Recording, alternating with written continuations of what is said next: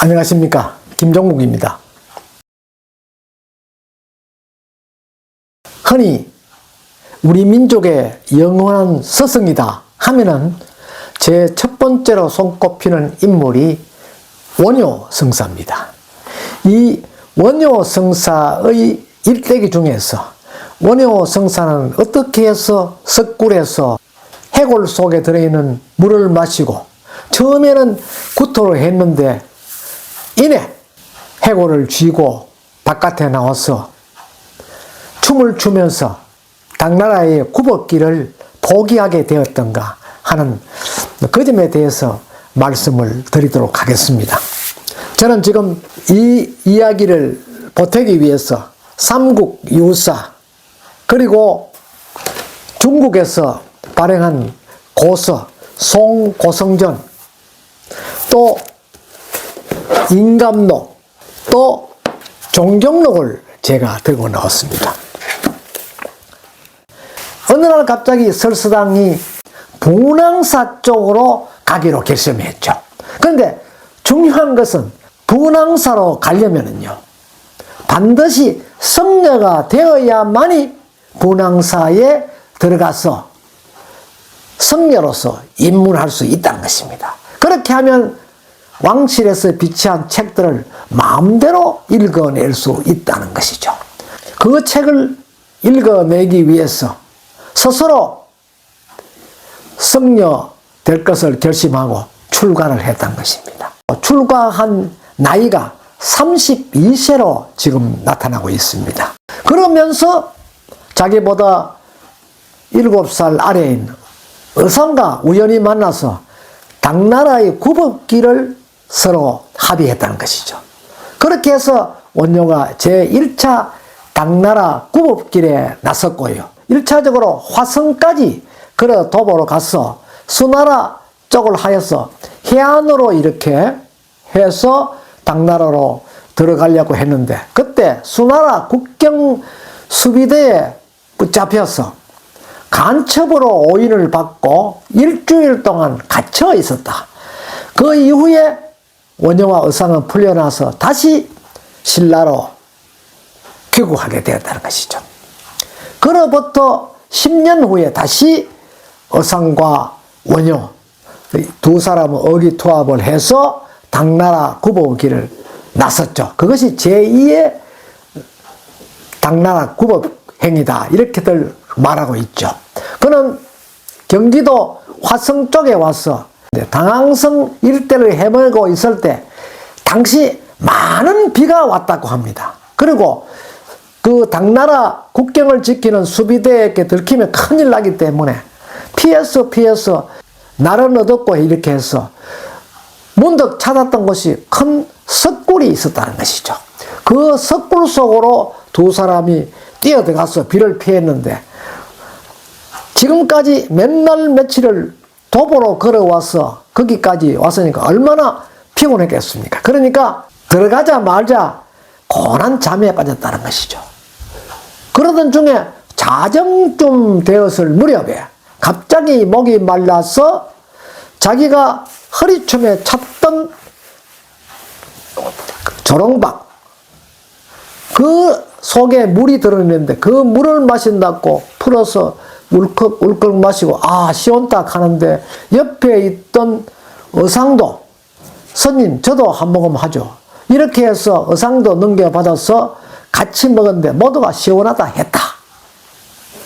그리고 단잠을 잤는데 아침 햇살이 그 석굴 속에 깊이 비치게 될 무렵에 지금 같으면 한 10시 오전 10시 될 무렵에 눈부시는 햇살로 인해서 잠에서 깨어서 일어나 보니까 그 일대는 환했었는데 자기가 밤새 누워있었던 그 자리에는 온통 사람의 인골들이 흩어져 있었고 자기 무릎 앞에는 간밤에 마셨던 그 박이 자기가 차고 있던 조롱박이 아니고 자기가 마신 물은 그 해골 속에 담긴 물을 마셨다는 것이죠. 그리고 자기는 그것을 보고 순간적으로 구토를 하고 발버둥을 쳤는 거죠. 그 옆에 누웠던 의상도 그 소리를 보고 같이 동료가 돼서 밖에 뛰쳐나가서 올리고 그 시냇물에 입을 씻고 이런 난리를 벌렸는데 얼마 후에 원효는 이런 생각을 했죠. 어젯밤에는 그렇게 달고 시원하던 물이, 내가 목이 말랐을 때는 그렇게 시원하던 물이 어찌 이것이 해골 속에 들었던 물이라고 내가 알 때 이렇게 구토가 나는가 하는 것을 생각해 보고 문득 깨달음을 얻었다는 것이죠. 그래, 모든 것은 마음먹기에 달렸구나 하면서 일체유심조란 말을 하면서 그 해골을 쥐고 덩실덩실 춤을 추면서 자신은 중국에 가지 않겠다 하면서 다시 신라로 황국했다는 것이죠. 신라로 일단 돌아보니 삼국 간 전쟁 때문에 화랑들은 신라 도성에 나다니는 젊은이들은 전부 팔이 엮이나 다리가 잘렸거나 머리가 깨졌거나 이렇게 해서 전부 붕대를 바리고 목발을 짚고 다니는 청년들이 있는가 하면 하루에도 수십 수백에 달하는 시신들이 도성으로 들어왔다는 것입니다. 하지만 자기가 주변에 이렇게 보니까 저작거리의 젊은이들 중에서 이제 비릉뱅이들은 군에 안 가니까 그 당시는 귀족 자녀들만 화랑이 되어서 전쟁에 나갔는데 그들은 전쟁에 나가지 않았다는 것이죠. 그래 한 것을 보고 자기는 가슴 아파했다. 어느 날 갑자기 술을 먹고 저작거리 뛰어다니면서 수허, 몰가부, 아작, 지천주라는 소리를 노래로 만들어서 부르면서 누가 나에게 자루 없는 도끼를 줄 것인가? 그러면 나는 하늘을 떠받칠 기둥을 깎겠노라 하는 그런 노래를 부르며 뛰어다녔다는 것이죠. 그 하루는 원효가 이 저작거리를 뛰쳐다니다가 신라 왕성 앞으로 지나는데 당시 태종무열왕이 돌아가신 직전에 태종무열왕이 그 소리를 듣고 아하, 대사가 홀로 사는 귀부인을 만나 훌륭한 자식을 낳으려고 하는구나 이렇게 하면서 공사들을 시켰어. 미리 유교에, 유교하는 월정교 바로 밑에입니다. 월정교 건너면은 요속궁이 있었는데 그 궁으로 들어가는 입구에 나가서 원효 대사가 넘어지든지 물에 빠지면 그를 모시고 요속궁으로 들어가라 이렇게 명을 했다고 합니다. 그러니까 이미 궁사들은 그 요속궁 앞에 미리 가 있고 원효 대사는 돌다리를 건너면서 노래를 부르고 술이 취해 지그작도로 이렇게 걸으면서 물에 풍덩 빠졌다. 거기에 삼국유사 의의 오에 나오는 원효 불기제는 이렇게 했어. 성사가 정신이 나간 듯 문득 누가 자루 없는 도끼를 주겠느냐 그러면 나는 하늘을 떠받친 기둥을 깎겠노라 한다 이기죠. 그렇게 표현을 해두었는데 실제는 경주 도성에 있는 그 누구도 원효의 그 노래에 대해서 아는 이가 없었다. 그렇고 관료도 아무도 그 뜻을 알지 못했는데 유독 태종무열왕만 알았다 하는 것이죠. 이로 인해서 결국 태종무열왕은 그를 부마로 받아들였고 요속궁으로 인도가 되어서 3일 동안 머물렀다 하는 그런 기록이 있습니다. 그렇게 해서 결국은 파괴에 이르렀죠. 그 파괴를 한 원효는 바로 그 길로 요속궁을 떠나서 저작거리에 나갔다는 것입니다. 저작거리에 나가서는 덩실덩실 춤을 추면서 노래를 불렀는데 그 노래가 무예가다는 것입니다. 그러니까 그 노래는 부처님의 경을 이루는 노래인데 그로부터 그는 머리를 깎지 않고 기르면서 옷도 까만 옷과 또 까만 옷갈 모자를 쓰고 마치 정신 나간 사람처럼 저작거리에 모여드는 비릉벙이 속에서 춤을 추었다. 이런 기록이 있습니다. 그렇게 하니까 저작거리의 비룡뱅이도 원효는 이미 아는 바라서 원효 성사와 같은 훌륭한 분이 저렇게 나와서 우리들과 함께 어울려서 춤을 추고 노래하니까 우리도 함께 추자 해서 그들과 같이 어울려서 춤을 췄다는 것이죠. 그 속에서 원효는 민중교화를 하게 된 것입니다. 그래서 어느 날 아침에 동냥을 하러 나서는 비룡뱅이들에게 1m가 넘는 대나무를 서너아름 잘라와서 모두 한 개씩 지고 가라. 그리고 동냥을 주는 집 앞에 가서는 그것을 뽑아라 했다는 것이죠.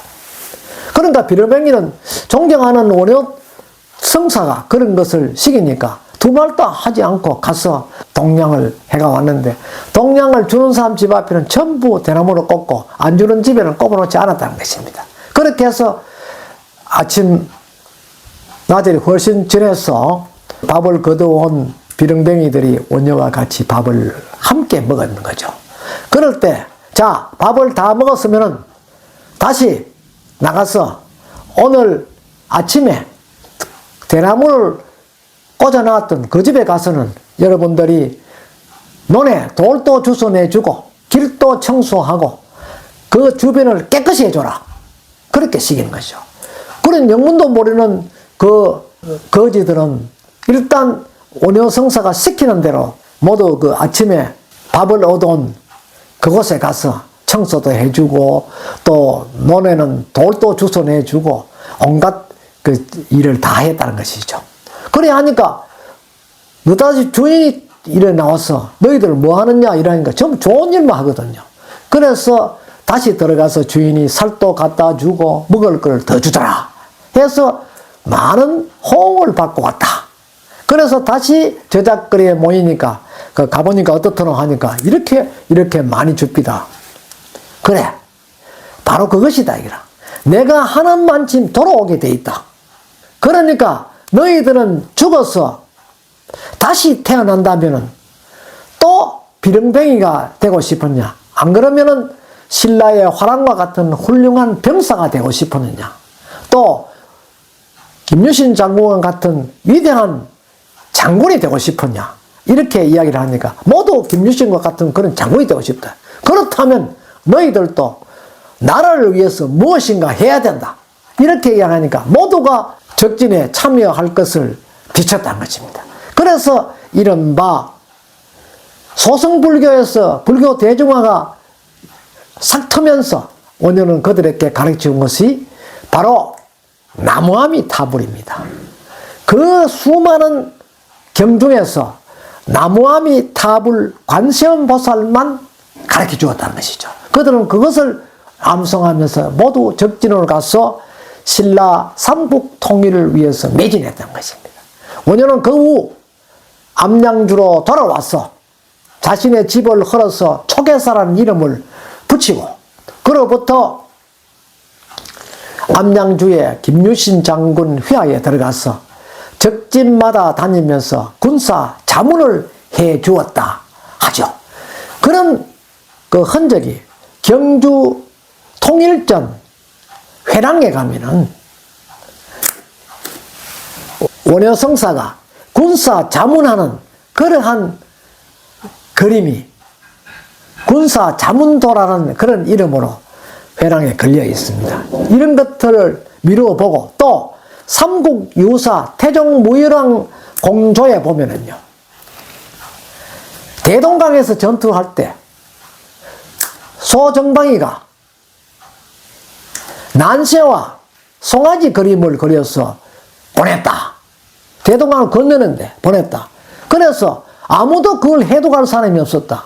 훗날 문무대왕과 김유신 장군이 고민 끝에 자, 이것은 우리는 도저히 풀 수 없다. 그렇다면 이것을 풀 수 있는 사람 누구겠냐? 이렇게 고심하던 중에 원효 성사일 경우에 가능하다. 이렇게 해서 항상 부근에 머물던 원효 성사를 불렀다는 것이죠.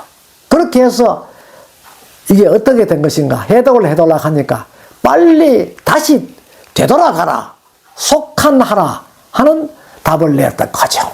그렇게 해서 신라 군사가 이미 10,000명 가까이 그 대동강을 건넜는데 다시 되돌아오는데 되돌아 미처 이쪽을 강을 채 건네지도 못해서 고구려 군사들이 밀려와서 활을 쏴서 수백 명이 희생을 당했다 하는 그런 기록이 있습니다. 그래서 원효는 그로부터 귀국을 해서 삼국 간의 전쟁에 희생되었던 적군이건 아군이건 전쟁이 치열했던 그 곳에 가서 낙엽을 모으고 돌을 모으고 흙을 끌어모으면서 애통하게 그들을 위로했고 거기에다 절을 짓고 영혼을 위로했다 하는 그러한 또 지역 향전이 있죠. 그렇게 해서 원효는 항상 한 곳에 머물지 않고 여러 곳을 다니면서 대중교화에 나섰다 해서 훗날 왕명으로 그 시호를 화쟁국사라 지칭하였다 하죠. 그런데 원효가 어느 날 암양주의 초계사, 자기 집을 헐어서 절로 만든 그 초계사에 머물고 있는데 경주에서 급한 연통이 왔다는 것이죠. 그 이유는 무엇이냐 하면은 신문왕의 왕비가 머리에 뇌종양이 생겼어. 이를 치료하기 위해서 백약을 쓰고 수많은 의사들을 불러서 진찰을 해보았지만 아무런 효험없었다. 그래서 때마침 경주의 대한대사가 이는 어술로서 해결할 수 있는 것이 아니다. 그 마지막으로 부처님의 자비심으로 이를 치유해야 한다 하는 그런 결론을 내고 신문왕께 건의하였다는 것이죠. 그래서 신문왕이 이를 수락해서 대한대사가 왕명을 받아서 동해 바다로 해서 올라가는데 문득 지금의 울릉도쯤 되는 곳에 가니까 용이 물속에서 나타나서 그 배를 가로막으면서 나를 따르시오 라고 했던 거죠. 그래서 나는 물속에 들어가면 바로 숨을 쉴 수 없는데 내가 그대를 어떻게 따르냐. 내 등에만 타면 괜찮으니까 눈을 꽉 감고 있거라. 그래서 물속에 들어가니까 큰 왕궁이 나오더라. 동해에 이제 용왕 앞으로 갔다는 것이죠. 가니까 용왕이 책을 하나 주면서 너희 나라의 왕비는 이 책으로 경을 읽지 않으면 도저히 치료할 수 없는 병이다 했다는 것이죠. 요새 같으면 그게 그 뇌종양으로 이렇게 판명이 된다고들 합니다만은 그렇게 해서 대한대사가 그걸 가지고 와서 신라의 국왕에게 주니까 국왕은 자장율사와 여러 고성대덕을 불러서 자 이것을 해독해서 법문할 사람 누가 있느냐 하니 아무도 종래에 소성불교하는 자는 없었다는 것이죠. 그럴 때 대한대사가 누구를 추천했나 하면은 원효 성사를 추천했다는 것입니다. 하니까 모두 소성불교론자들은 반대를 하고 이를 원효에게 맡기지 못하도록 저지를 했다는 것입니다. 그러던 중에 가장 마음이 급한 사람은 신문왕이었다는 것이죠. 어쨌든 신문왕은 누가 하든 간에 그 경을 해독할 수 있는 사람이 있다면 맡기겠다고 했는데 아무도 해결할 수 없으면서 원효가 가능하다 하니까 원효에게는 주지 말라, 기회를 주지 마라 이렇게 이야기를 했다고 그러죠. 그런데 대한대사만이 왕에게 간곡히 청을 해서 자사를 보내서 원효에게 금강산매경을 해독하도록 이렇게 지시를 했다는 것이죠. 그 소문을 들은 경주의 소성론자들은 원효가 한 달여 동안 해석했는 그 논소를 원효 성사가 잠깐 출타한 사이에 거기에 시종을 유혹해서 그들에게 많은 돈을 주고 그것을 모두 태워버리도록 했다는 것이죠. 그러니까 그걸 태워버리고 말았는데 그들은 가고 원효가 밖에서 돌아와서 보니까 자기 시종이 부엌에서 자기가 지금까지 써왔던 그 금강산매경 논소의 글을 해독서를 부엌에 태우고 있거든요. 그래서 원효는 아무런 표정 없이 들어가면서 그것을 태우려면은 아궁이 깊숙이 넣도록 해라. 그래야 방이 따뜻할 거 아니냐. 이렇게 이야기했다고 하죠. 그렇게 하니까 시종은 그 말을 듣고 그 자리에서 졸도했다 하는 그런 이야기가 전승되기도 합니다. 그렇게 해서 결국은 경주의 왕실에서 독촉에 의해서 황룡사에서 백고자회를 열었는데 그 중에는 전국의 수많은 성녀들과 고관 대작들이 참석을 했고 또 불자들도 많은 귀족 불자들이 그곳에 참여했다는 것이죠. 그럴 점에 원효는 암양주에서 소를 타고 가면서 아직 책을 덜 만들었기 때문에 뿔 위에 벼를 놔놓고 가면서 글을 써서 해독서를 완성했다는 것입니다. 그렇게 해서 결국은 그 백고자회가 열리는 황룡사에 도착해서 머리는 기르고 원효는 항상 소승거사라고 이렇게 이야기했죠. 나는 파괴했으니까 소승거사다 또는 복승거사다 이렇게 이야기를 했다고 그럽니다. 그렇게 해서 소를 타고 내려서 황룡사로 들어서면서 큰 법당에서 이제 강론을 하는데 그 앞에 사자자 좌대에 앉아서 큰 지팡이를 쾅쾅쾅 이제 3번 치면서 어제 100개의 석가래를 구할 때는 나는 이 자리에 오지 못했다. 그러나 오늘 1개의 들보를 구하고자 하는 데는 내가 이 자리에 올 수 있었다 하면서 금강산매경 속에 들어있는 깊고 오묘한 내용을 강론했다는 것입니다. 그래서 이 송고성저이나 종경록이나 인감록에는 그를요 동방의 위대한 서성이라고 이렇게 표현을 했다는 것이죠. 그 인물이 바로 당신은 암양주지만은 지금은 경산의 위대한 옛 선인으로 남아 있다는 것이죠. 오늘은 여기까지 제가 말씀을 드리고자 합니다. 경청해 주셔서 감사합니다.